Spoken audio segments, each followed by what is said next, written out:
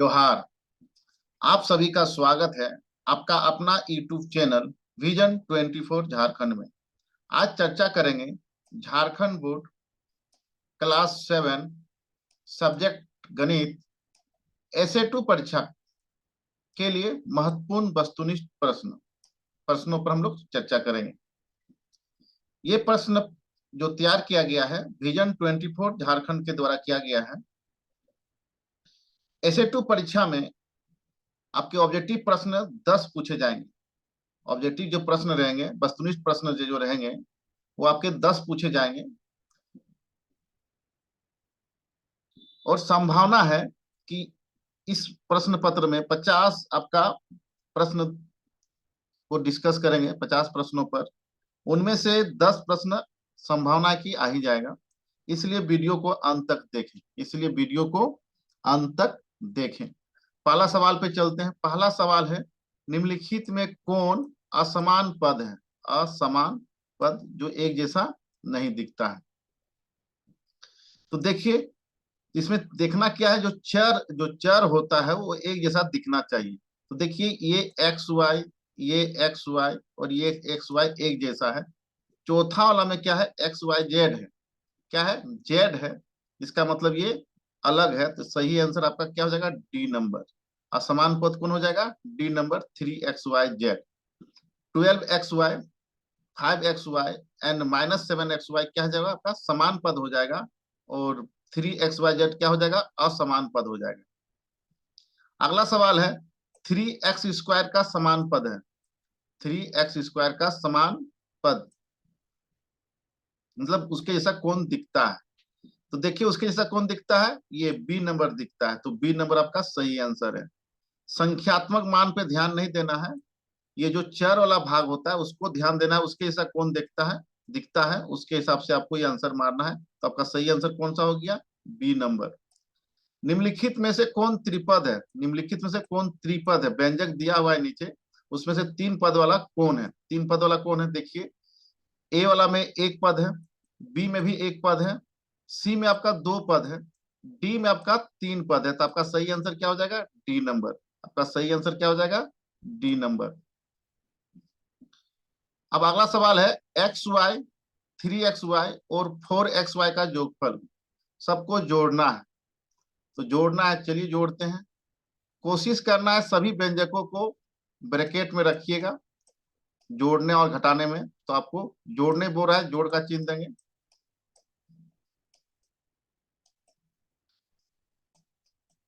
Bracket में रखने के लिए इसलिए हम बोलते हैं ताकि आपकी जो गलती होने की संभावना है वो न के बराबर हो जाए। इसलिए ब्रैकेट में रखिए, ब्रैकेट खोलिए। एक्स वाई प्लस प्लस करने बोल रहा है, योगफल बोल रहा है। तो हम लोग क्या करेंगे? अब ब्रैकेट खोल देंगे, जोड़ेंगे इसको। अब देखिए, यहाँ पे एक्स वाई, एक एक्स वाई है, यहाँ 3xy है और यहाँ 4xy। तीनों पद जो है समान पद है। समान पदों में ही जोड़ और घटा होता है। इसलिए 1, 3, 4 और 4, 8xy, 8xy होगा। अब ऑप्शन में देखिए 8xy किस में है? ए नंबर में है। तो ये आपका सही आंसर हो गया, ए नंबर, 8xy। अगला सवाल है, -15x² में 10 को घटाइए। -15x² में 10 को घटाइए। घटाने बोल रहा है तो क्या करेंगे? माइनस करेंगे। तो हम क्या पहले बोले हैं कि जो भी व्यंजक दिया रहेगा उसको हम लोग ब्रैकेट में रखेंगे। तो चलिए रखते हैं हम लोग -15x²,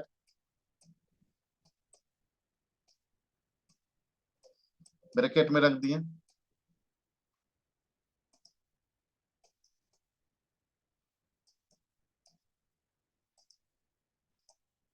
अब घटाने बोल रहा है, क्या बोल रहा है? घटाने बोल रहा है। तो घटाने के लिए हम लोग क्या करेंगे? माइनस करेंगे। अब दूसरा व्यंजक को ही ब्रैकेट में रखेंगे। दूसरा व्यंजक को भी हम लोग क्या करेंगे? ब्रैकेट में रखेंगे। रख दिए। अब ब्रैकेट से खोल देंगे। तो -15x² और -10 स्क्वायर, 10 स्क्वायर। अब देखिए, दोनों का समान पद है। दोनों क्या है? समान पद है। एक्स स्क्वायर इसका चर वाला वैल्यू है, फेस वैल्यू है। तो देखिए 15x² -15 स्क्वायर -10 स्क्वायर। अब दोनों का साइन क्या है? सेम है, साइन भी सेम है। तो जब साइन सेम होता है तो क्या करते हैं, जोड़ते हैं। तो जोड़िए 15 और 10 कितना हो गया, 25। 15 और 10 क्या हो गया, साइन सेम रहने पे क्या करते हैं, जोड़ते हैं, और जो साइन रहता है उसको लगा देते हैं। देखिए लगा दिए, माइनस है, दोनों का साइन क्या है, माइनस है। साइन सेम रहने पे जोड़ते हैं, और जो साइन रहता है जोड़ने के बाद उसको चिपका देते हैं। तो -25x²। देखिए कौन सा ऑप्शन में आपका है, सी नंबर में। तो आपका सही आंसर 5 का सी हो गया।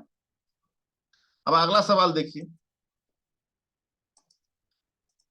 अगला सवाल है x+3 व्यंजक का मान ज्ञात कीजिए जब x बराबर 2 हो। जब x बराबर क्या हो, 2 हो। x+3 व्यंजक का मान ज्ञात कीजिए जब x बराबर 2 हो। तो ये x के जगह पे क्या रखेंगे, 2 रखेंगे, 2 रखेंगे। तो चलिए सॉल्व करते हैं। x+3। अब देखिए x की जगह पे क्या बोल रहा है, 2। x जगह पे क्या रख दिए, 2 रख दिए। 2 प्लस और 3 पहले से है, तो 2 + 3 कितना हो जाएगा, दोनों का साइन सेम है तो जोड़ेंगे। 2 और 3 कितना हो गया, 5। 2 और 3 5। आपका बी नंबर ऑप्शन में है, तो आपका बी सही आंसर हो गया। अब अगले सवाल पे ध्यान दीजिए। अगला सवाल आपको बोल रहा है कि -25x² में, -25x² में व्यंजक में चर कौन है। सवाल क्या पूछ रहा है, चर। यहाँ -25x² व्यंजक है, उसमें चर कौन है। तो हम लोग जानते हैं जो जनरली अंग्रेजी के अल्फाबेट जो होते हैं वो चर होते हैं, जिसका वैल्यू वेरी करता है। तो यहाँ पे एक चर कौन हो जाएगा, आपका x² हो जाएगा। चर क्या हो जाएगा, x²। तो सही आंसर आपका ए नंबर, x²। -25 क्या हो जाएगा आपका, -25 आपका अचर है, आपका अचर है। अब 8 नंबर सवाल में देखिए, x² - y² बीजीय व्यंजक है। ऑप्शन में देखिए, एक पद, द्विपद, त्रिपद, इनमें से कोई नहीं। इसमें से बीजीय व्यंजक है, कौन सा पद वाला का बीजीय व्यंजक है। तो देखिए इसमें दो पद है, एक पद ये है x² और दूसरा पद है y²। तो सही आंसर कितना हो जाएगा, द्विपद। आपका सही आंसर द्विपद है। अब अगला सवाल देखिए, -2x² व्यंजक का संख्यात्मक गुणांक है, संख्यात्मक गुणांक है। तो संख्यात्मक गुणांक कौन होता है, संख्यात्मक गुणांक होता है आपका -2 है। यहाँ पे जो अचर संख्या होती है, जो अचर संख्या होती है वही संख्यात्मक गुणांक होता है। यहाँ अचर कौन है, यहाँ अचर -2 है, अचर -2 है। तो आपका सही आंसर ये सी नंबर वाला है। सही आंसर क्या हो जाएगा आपका, सी नंबर। यदि आप लोगों ने अभी तक मेरे चैनल को सब्सक्राइब नहीं किए हैं तो मेरे चैनल विजन 24 झारखंड को सब्सक्राइब कर लें और बेल बटन को दबा लें। अब अगला सवाल, निम्न में से कौन समीकरण है, निम्न में से कौन समीकरण है, ये सवाल है कि कौन समीकरण है। जहां पे बराबर चिन्ह रहेगा, बराबर चिन्ह जहां दिखेगा वही समीकरण होगा। तो देखिए बराबर चिन्ह इसी में है, ये क्या है, बराबर चिन्ह यहाँ पे दिया हुआ है देखिए। तो आपका सही आंसर क्या हो जाएगा, ये आपका बराबर चिन्ह दिख गया तो समझ जाइए कि वह समीकरण है। एल एच, इधर का बराबर चिन्ह के लेफ्ट साइड को LHS बोलते हैं और राइट साइड को RHS कहते हैं। ये इसका अर्थ क्या होता है, इसका अर्थ होता है छोटा। तो यहाँ 2x - 1 0 से छोटा होगा। यहाँ पे इसका अर्थ क्या हो गया कि 2x - 1 0 से बड़ा है। और ये जो चिन्ह कहलाता है, ये जो चिन्ह है ये कहलाता है समरूप। ये क्या कहलाता है, समरूप। तो सही आंसर आपका ए नंबर। अगले सवाल पे चलिए, x - 5 = 0 को हल कीजिए। ये हल करना है तो देखिए सबसे पहले हम लोग लिखते हैं प्रश्न कोई, x - 5 = 0। x - 5 = 0। तो हम लोग अब क्या करते हैं, चर या अचर अपना साइड चेंज करता है। अगर LHS से RHS की तरफ जाता है या RHS से LHS की तरफ आता है तो उसका साइन चेंज होता है।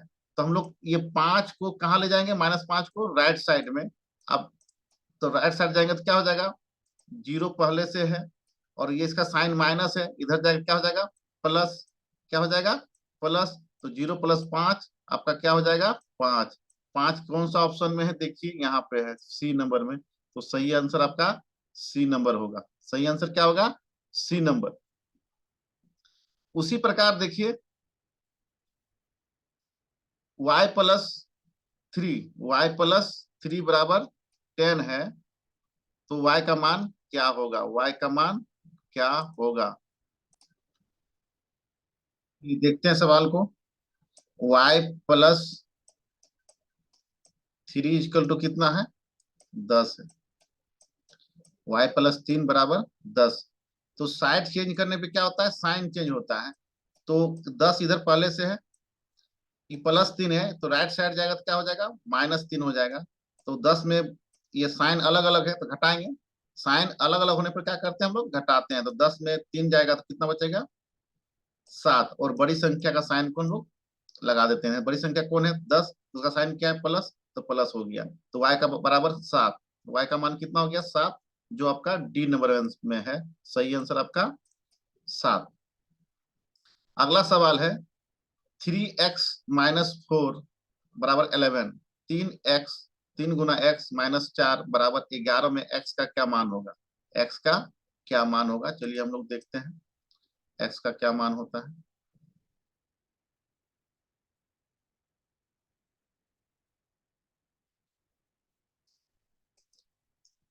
चलिए 3x-4 इक्वल टू 11।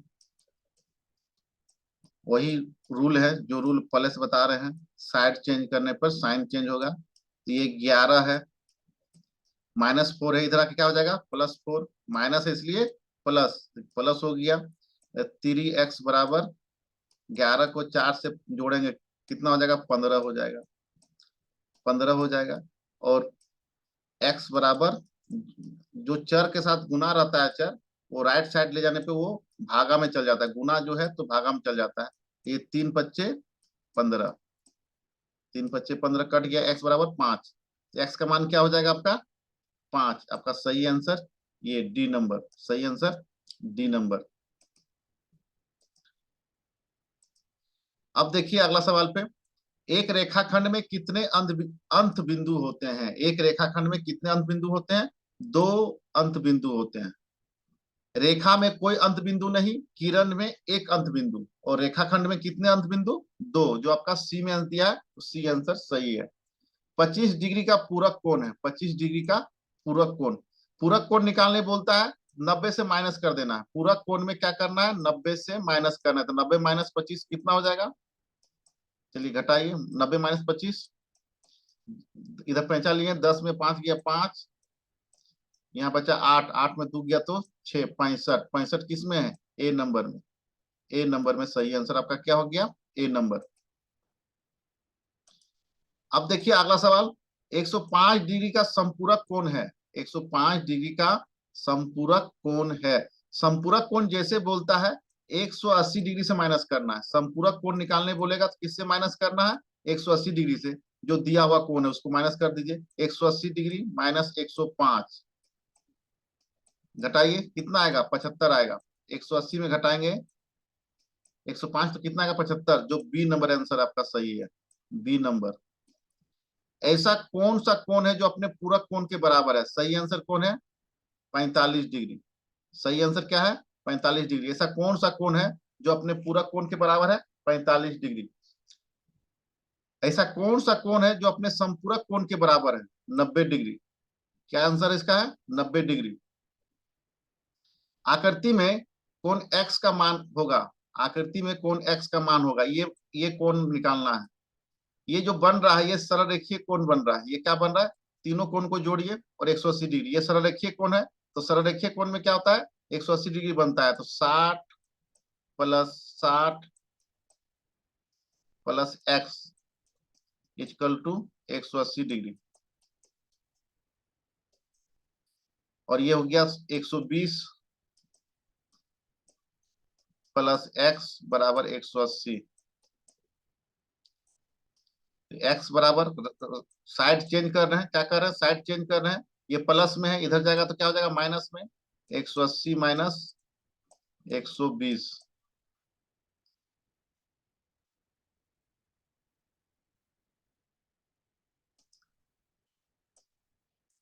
180 माइनस 120, ये आपका हो गया 60 डिग्री। क्या हो गया? 60 डिग्री, जो आपका डी में ये सही आंसर है। ये जो ये ये कोण क्या बनाता है? सरल रेखीय कोण बनाता है। इसमें 3 कोण बन रहा है। एक कोण का मान 60 डिग्री, एक कोण का मान 60 डिग्री और एक एक्स है। तीनों को जोड़ने पे कितना आएगा? 180 डिग्री आएगा। सॉल्व करने पे 60 डिग्री आएगा। तो सही आंसर आपका डी में दिया हुआ है। किसी त्रिभुज में कम से कम न्यून कोण हो सकते हैं। कम से कम न्यून कोण कितने होंगे? 2। और अधिक से अधिक न्यून कोण कितने हो सकते हैं? 3। किसी त्रिभुज में कम से कम न्यून कोण कितने हो सकते हैं? 2, जो बी में दिया है सही आंसर। अरे यही सवाल पूछता किसी त्रिभुज में अधिक से अधिक कितने न्यून कोण हो सकते हैं, तो उसका आंसर होता 3। यहाँ कम से कम पूछ रहा है तो आपका 2। समबाहुज त्रिभुज का प्रत्येक कोण होता है 60 डिग्री। समबाहु त्रिभुज का प्रत्येक कोण कितना होता है? 60 डिग्री। त्रिभुज के तीनों अंतकोणों का योग कितना होता है? 180 डिग्री। त्रिभुज के तीनों अंतकोणों का योग कितना होता है? 180 डिग्री। दो सर्वांगसम कोणों में एक कोण की माप 50 डिग्री हो तो दूसरे कोण की माप क्या होगी? 50 डिग्री। सर्वांगसम मतलब एक जैसा, उसका सभी अंग बराबर हो। तो एक कोण 50 डिग्री है, दूसरा कोण भी कितना होगा? 50 डिग्री होगा। एक वृत्त में सममिति रेखाएं होती है अनेक। एक वृत्त में सममिति रेखाएं होती है अनेक। एक समबाहु त्रिभुज में सममिति रेखाएं होती हैं 3। एक वृत्त में सममिति रेखाएं कितनी होती है? अनेक। और एक समबाहु त्रिभुज में कितनी होती है? 3। कौन 2D आकृति है? कौन 2D आकृति है? वर्ग। बाकी सब 3D है। घन, बेलन, शंकु क्या है? 3D आकृति है। 2D और 3D आकृति किस बोलते हैं? डायमेंशन कितना है, उसकी विमाएं कितना है। तो वर्ग में 2 विमाएं होती है, 3D में 3 विमाएं होती है। तो 2D पूछा है तो आपका आंसर वर्ग। कौन 3D आकृति है? गोला। 3D आकृति कौन है? गोला। आयत का परिमाप का सूत्र होता है 2 गुना ब्रैकेट के अंदर लंबाई प्लस चौड़ाई। 2 गुना लंबाई प्लस चौड़ाई। 2 गुना ब्रैकेट के अंदर लंबाई प्लस चौड़ाई, ये आपका फॉर्मूला होता है आयत का परिमाप। वर्ग का क्षेत्रफल क्या होगा यदि वर्ग का विकर्ण 8√2 मीटर दिया हुआ है? और विकर्ण बराबर क्या होता है? ए भुजा √2 बराबर, यहाँ दिया हुआ है 8√2, विकर्ण दिया हुआ है। तो तुलना करने पर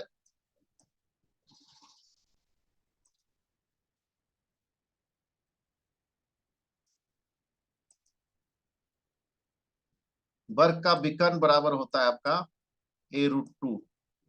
और ये यहाँ क्या है? भुजा है। क्या होता है? भुजा।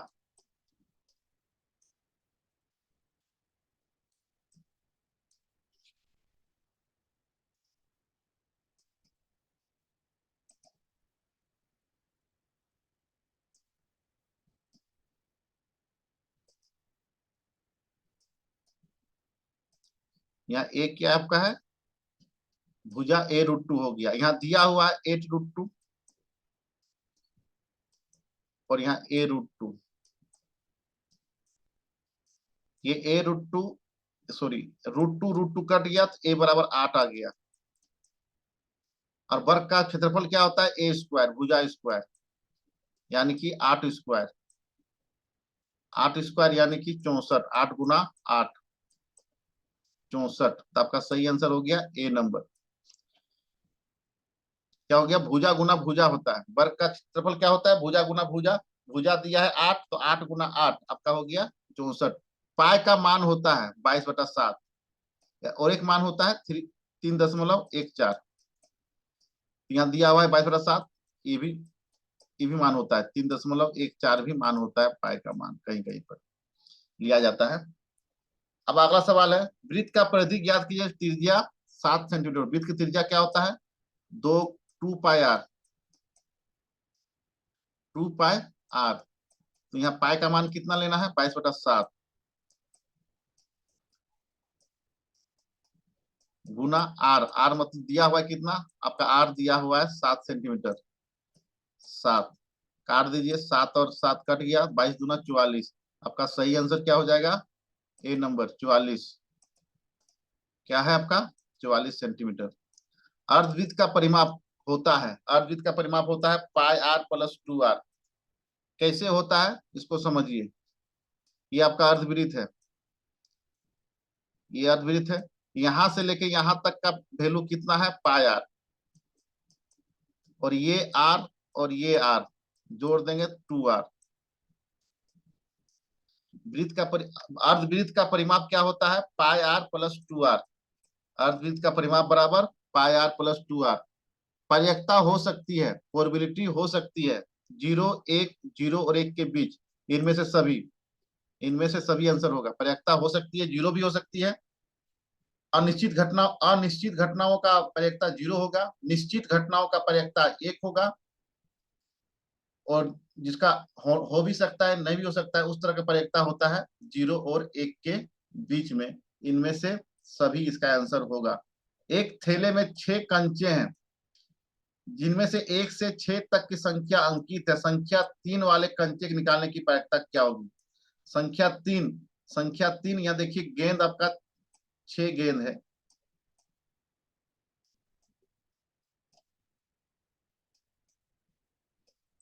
कितने गेंद है, 6। सब में अंकित है आपका नंबर। ये 1 नंबर है इसका, इसका 2 नंबर, इसका 3 नंबर, इसका 4 नंबर, इसका 5 है, और इसका 6। अब पूछ रहा है कि थैला से 3 वाला कंचा निकलने की पारकता क्या होगी। तो 3 निकलने की, यानी गेंद 3 वाली गेंद कितनी है, 3 वाली गेंद आपकी है 1। 3 वाली गेंद कितनी है, 1, और कुल गेंद कितनी है आपकी, 6। तो पीई बराबर क्या होता है, पीई बराबर होता है, प्रोबेबिलिटी बराबर एनई बटा एनएस। यहाँ एनई मतलब क्या हो गया, जिसको निकालना है पर्यकता, और एनएस मतलब कुल परिणाम। जिसका पर्यकता निकालना है उसकी घटनाएं कितनी हो रही है और कुल घटनाएं कितनी हो रही है। तो यहाँ पे तीन तीन अंकित वाले गेंद कितने हैं, 1, तो 1 ऊपर हो जाएगा, और कुल गेंद कितना है, 1 2 3 4 5 6, तो 6। सही आंसर आपका क्या हो जाएगा, 1/6। 3 वाले कंचे निकालने की पर्यकता क्या हो जाएगी आपकी, 6। अब अगले सवाल पे चलते हैं हम लोग।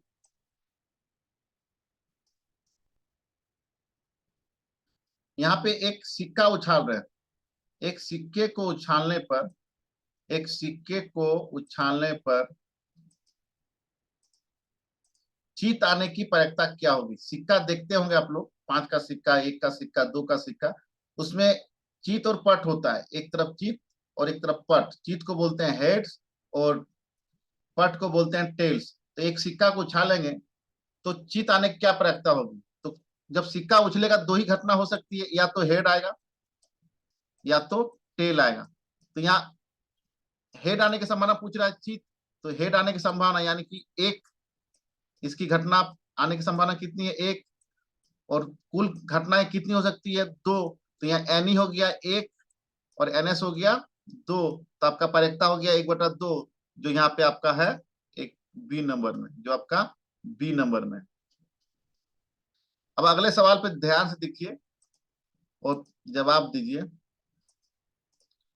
निम्न में किसका होना निश्चित है, निम्न में किसका होना निश्चित है। कल वर्षा होगी, निश्चित है क्या, नहीं, क्योंकि हो भी सकती है, नहीं भी हो सकती है। 2024 ईस्वी में कुल 370 दिन होंगे, गलत, नहीं हो सकते। कुल दिन कितने हो सकते हैं, 365 या 366, 370 नहीं होंगे। कल सूर्योदय वेस्ट में होगा, गलत, क्यों गलत होगा, क्योंकि सूर्योदय ईस्ट में होता है। सूर्योदय कहाँ होता है, ईस्ट में। कल सूर्यास्त वेस्ट में होगा, 100% होगा। जो घटनाएं 100% होना है वो निश्चित होगा। किसका होना निश्चित है, तो आपका सही आंसर आपका हो जाएगा डी नंबर, कल सूर्यास्त वेस्ट में होगा, बाकी ये सब निश्चित नहीं है। एक शहर में विभिन्न पार्कों में उपलब्ध पेड़ों की संख्या दिया हुआ है, उसका बहुलक ज्ञात करना है। सांख्यिकी में जो सवाल पूछे जाते हैं, तो सबसे पहले आप उसको असेंडिंग या डिसेंडिंग ऑर्डर में लिखिए आंकड़ों को, तो उससे आपको आंसर देने में सुविधा होगी। हमेशा याद रखिए, आपको असेंडिंग या डिसेंडिंग ऑर्डर में लिखना है। तो देखिए सबसे छोटा कौन है, देखिए सबसे छोटा 32 है, तो 32 पहले लिख दिए, 32। उसके बाद कौन है, 33। अब देखिए 33 के बार है, 1 2 3 4 बार, तो 4 बार लिखिए।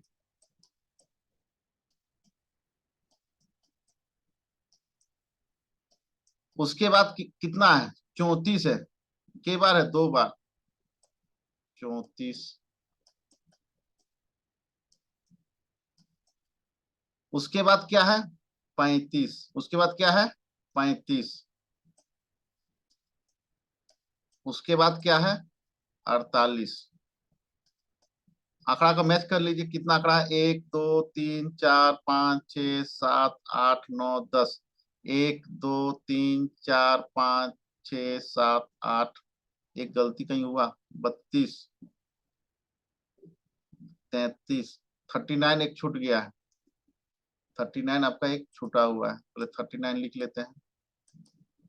39, 48। अब देखिए बहुलक किसको बोलते हैं, जो आंकड़ा अधिक बार आया है वो कहलाता है बहुलक। तो यहाँ पे आप ध्यान से देखिए, 33 4 बार आया है, मैक्सिमम बार कौन आया है आपका, कौन आंकड़ा सबसे मैक्सिमम बार आया है, देखिए 4। 33 4 बार आया है, कितना बार आया है, 4 बार। ये 1 बार आया है, ये 2 बार आया है, ये 1 बार, ये 1 बार, ये आपका 1 बार। सबसे अधिकतम, सबसे बार, सबसे अधिक बार जो आंकड़ा आता है वही बहुलक कहलाता है। तो सबसे अधिक बार कौन आया, 33। तो आपका सही आंसर क्या हो जाएगा, सी नंबर।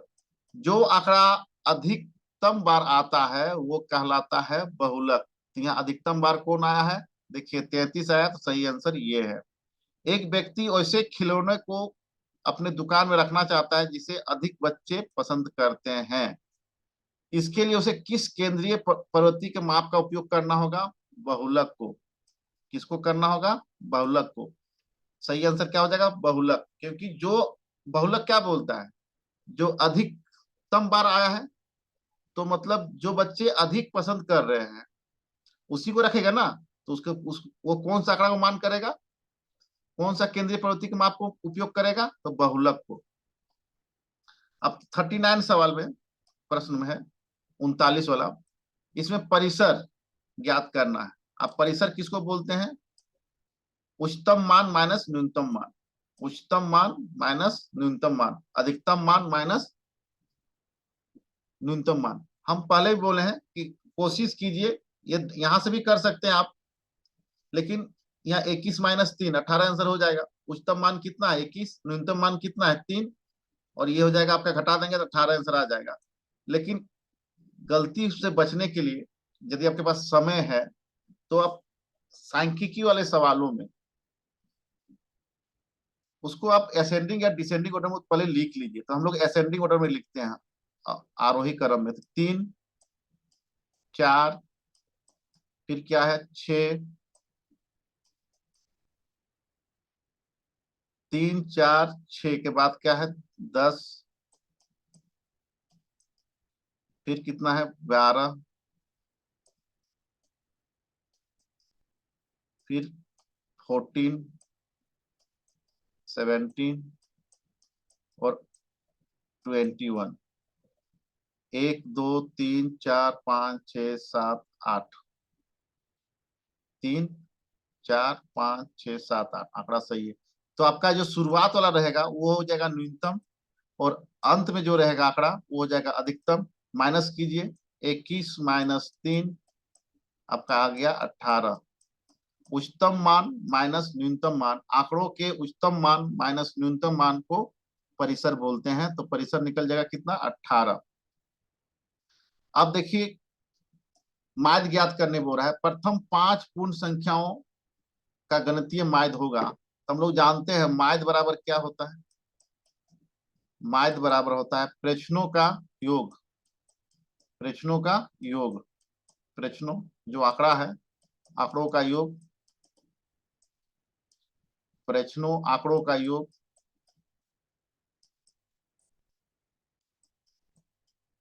बट्टा प्रश्नों की संख्या, बट्टा क्या हो जाएगा, प्रश्नों की संख्या।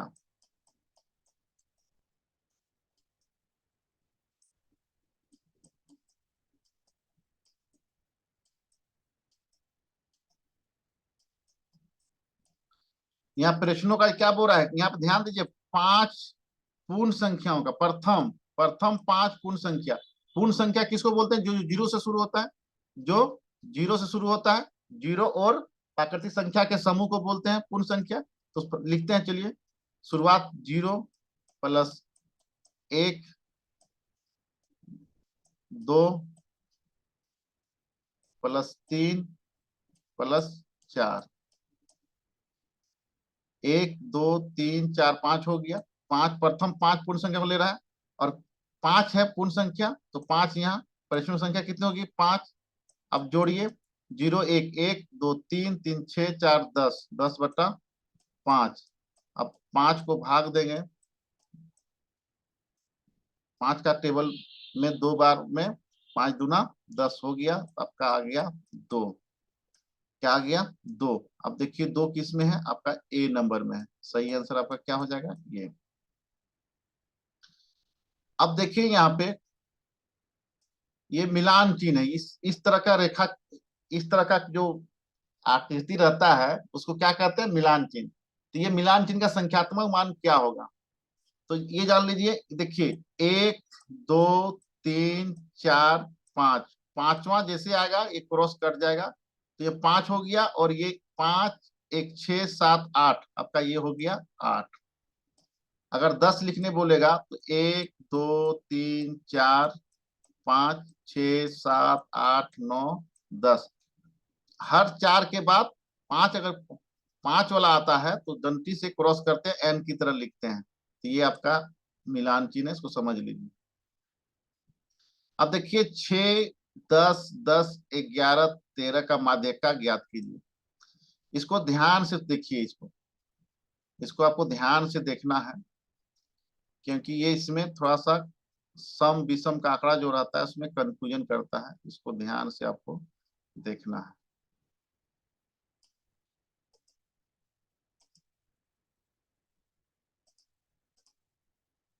सबसे पहले क्या करना है, जब भी माध्यिका माध्य और बहुलक ज्ञात करना है, आपको आंकड़ों को क्या करना है, पहला स्टेप है कि आरोही या अवरोही क्रम में लिखना है। पहला स्टेप आपका है आरोही या अवरोही क्रम में लिखना है। तो हम लोग आरोही क्रम में लिखते हैं। तो चलिए 6 10 10 11 और 13 प्रश्न में ही असेंडिंग ऑर्डर में दिया हुआ है, आरोही क्रम में दिया हुआ है। पहला स्टेप क्या है, आपको जब भी माध्यिका माध्य बहुलक ज्ञात करना है, कोशिश कीजिए असेंडिंग या डिसेंडिंग ऑर्डर में लिख लीजिए, गलती होने की संभावना नहीं रहेगी। अब आपको करना क्या है, अब यहाँ पे ये आंकड़ा गिनना। पहला स्टेप क्या हो गया माध्यिका निकालने में, कि आपको आरोही या अवरोही क्रम में लिखना है, तो लिख दिए। दूसरा स्टेप है कि आंकड़ों को गिनना है। तो आंकड़ा गिने, 1 2 3 4 5, आंकड़ा क्या है, 5 है।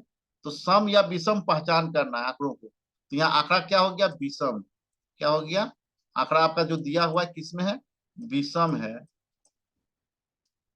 तो माध्यिका निकालने का फॉर्मूला हो जाता है n+1/2 पद। ये आपका फॉर्मूला है।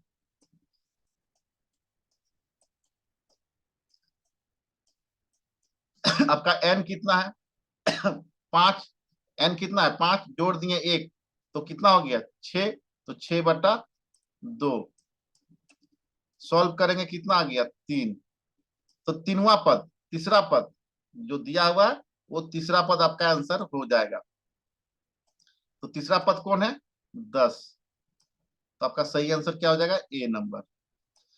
सबसे इजी ट्रिक है इसको पहचानने के लिए, जो बीचों बीच में संख्या रहेगा। अगर आंकड़ा विषम है, आंकड़ा यदि विषम है, तो बीचों बीच वाला संख्या ही आपका माध्यिका होगा। देखिए बीचों बीच में कौन है, 10, इधर भी 2 इधर भी 2, तो आपका सही आंसर ए। अब चलिए अगला सवाल पे हम लोग, माध्यिका ज्ञात करना है। फिर से माध्यिका ज्ञात करना है, लेकिन इस बार आंकड़ा सम दिया हुआ है, उसमें विषम था। तो विषम है तो बीच का संख्या आरोही और अवरोही क्रम में सजाने के बाद अब इसको इसको भी सजाते हैं। चलिए सबसे छोटा कौन है, 3। उसके बाद क्या आएगा, 6, फिर 10, फिर 10, फिर 11, फिर 13। पहला स्टेप क्या है, आरोही या अवरोही क्रम में इसको सजाना है, सजा दिए। अब देखिए आंकड़ा क्या है, सम है कि विषम है, आंकड़ों का जो है पद जितना कितना पद है उसको देखिए, 1 2 3 4 5 6, आंकड़ों की संख्या क्या है, सम है। यदि सम होता है तो आपको सबसे इजी ट्रिक बता रहे हैं, जो बीच का जो दो संख्या रहेगा उसको जोड़ दीजिए और 2 से भाग दे दीजिए, 2 से जोड़िए और 2 से भाग दीजिए। 10, 10 और 10 20, और 20 को 10 से भाग देंगे कितना हो जाएगा आपका, 10। तो सही आंसर आपका आ जाएगा ए नंबर।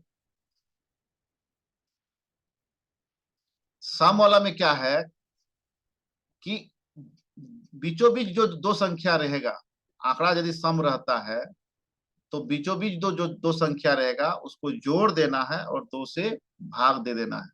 तो आपका आंसर क्या आ जाएगा, ये। वृत्त का क्षेत्रफल होता है, क्या होता है, पाई आर स्क्वायर। क्या होता है, वृत्त का क्षेत्रफल क्या होता है, पाई आर स्क्वायर। यहाँ पे आर क्या है, त्रिज्या है, आर त्रिज्या, और पाई का मान 22/7। पाई का मान कितना होता है, 22/7, और आर क्या होता है आपका, त्रिज्या होता है। दो वृत्तों की त्रिज्याओं का अनुपात 2:3 है, तो परिधियों का अनुपात ज्ञात कीजिए।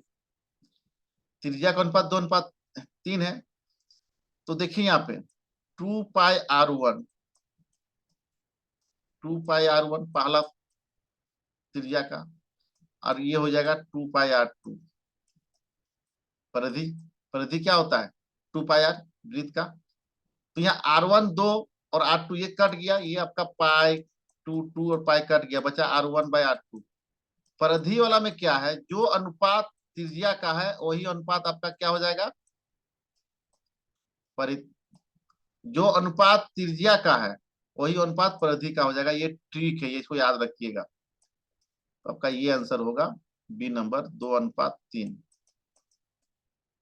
क्या ट्रिक है, जब त्रिज्याओं का अनुपात 2:3 है तो परिधि का भी अनुपात कितना होगा, 2:3 होगा, सेम होगा। त्रिज्या का जो अनुपात होगा वही परिधि का भी अनुपात होगा। कैसे होगा यह बता दिए हम। अगला सवाल, दो वृत्तों की त्रिज्याओं का अनुपात 2:3 है, तो क्षेत्रफल का अनुपात क्या होगा। तो इसको याद रखना है, जो अनुपात दिया रहेगा उसका वर्ग निकाल का आपका आंसर हो जाएगा। ये हो जाता है R1 का स्क्वायर बटा R2 स्क्वायर, मतलब त्रिज्या 1 त्रिज्या 2। अनुपात दिया हुआ है 2:3, तो 2 का स्क्वायर और 3 का स्क्वायर, ये आपका, तो 2 का स्क्वायर 4/9, क्या हो जाएगा, 4:9। 4:9 किस में है, देखिए ए नंबर में। इसका ट्रिक क्या है, जो अनुपात दिया रहेगा उसका वर्ग निकाल दीजिएगा, वो क्षेत्रफल का अनुपात हो जाएगा। क्षेत्रफल का अनुपात ज्ञात करने बोलेगा वृत्त का त्रिज्या का, तो उसका दिया हुआ अनुपात को क्या करेंगे, वर्ग कर देंगे, तो आपका आंसर आ जाएगा। 2 का वर्ग 4 और 3 का वर्ग 9, तो 4:9। यहाँ देखो ध्यान से देखिए, त्रिभुज बनाया हुआ है, उसका मान दिया हुआ है, तो क्षेत्रफल ज्ञात करना है त्रिभुज का। यहाँ शीर्षलंब कितना दिया है, 6 सेंटीमीटर। शीर्षलंब कितना दिया है, 6 सेंटीमीटर। शीर्षलंब भी ऊंचाई होता है, और यहाँ आधार दिया है 8 सेंटीमीटर। तो क्या फॉर्मूला क्या होता है, त्रिभुज का क्षेत्रफल जब शीर्षलंब दिया रहेगा तो 1/2 गुना आधार, आधार को बी लिखते हैं और ऊंचाई को एच, तो 1/2, 6 आपका बेस कितना है 8, ऊंचाई कितना है 6। देखिए ऊंचाई कितना है 6 और बेस कितना है 8। 2 का टेबल में 4 बार में आता है 8, तो 4×6 = 24, कटने के बाद 24 गुना कर दीजिए, 24। 24 किस में है आपका, सी नंबर में। आपका सही आंसर 47 का सी, 24। अब देखिए यहाँ यहाँ बनाया हुआ है समांतर चतुर्भुज का फिगर बना हुआ है। यहाँ पे समांतर चतुर्भुज का फिगर है, उसका क्षेत्रफल ज्ञात करना है। उसका क्या ज्ञात करना है आपको, क्षेत्रफल। तो क्या होता है, समांतर चतुर्भुज का क्षेत्रफल बराबर होता है आधार गुना ऊंचाई। क्या होता है, आधार गुना ऊंचाई, आधार गुना ऊंचाई।